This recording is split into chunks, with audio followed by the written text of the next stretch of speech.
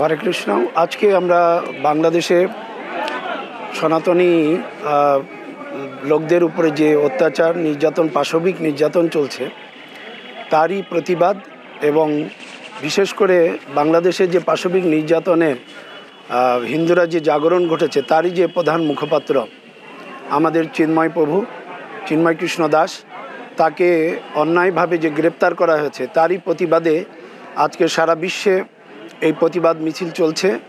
আমরা চাই অনতি বিলম্বে সেই দেশের সরকার, সেই দেশের ফ্যাসিস্ট সরকার যাতে এই রকম একজন সাধুর উপরে নির্যাতন না করে তাকে যেন নিঃশর্তভাবে মুক্তি আমরা প্রার্থনা করছি এবং তাকে মুক্তি দান করুক।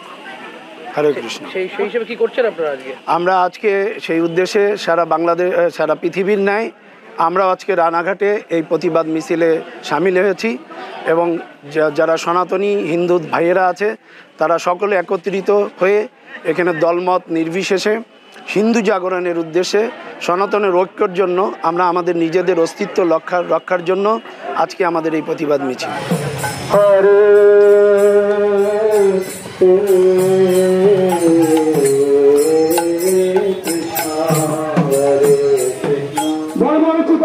পাশবিক অত্যাচারের বিরুদ্ধে এই মিছিলের অন্যতম উদ্দেশ্য বাংলাদেশের সনাতনী মুখপাত্র চিন্ময় কৃষ্ণ দাস ব্রহ্মচারী প্রভুর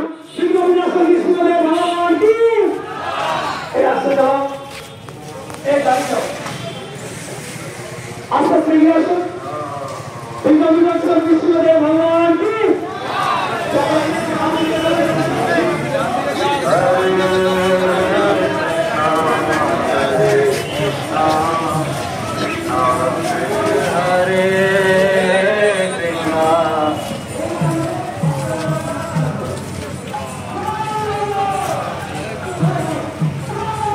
আমাদের ভিডিও ভালো লাগলে লাইক এবং শেয়ার করুন।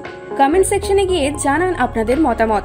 আরও ভিডিও পেতে আমাদের চ্যানেল সাবস্ক্রাইব করুন এবং প্রতি মুহূর্তে খবরের আপডেট পেতে প্রেস করুন বেল আইকন।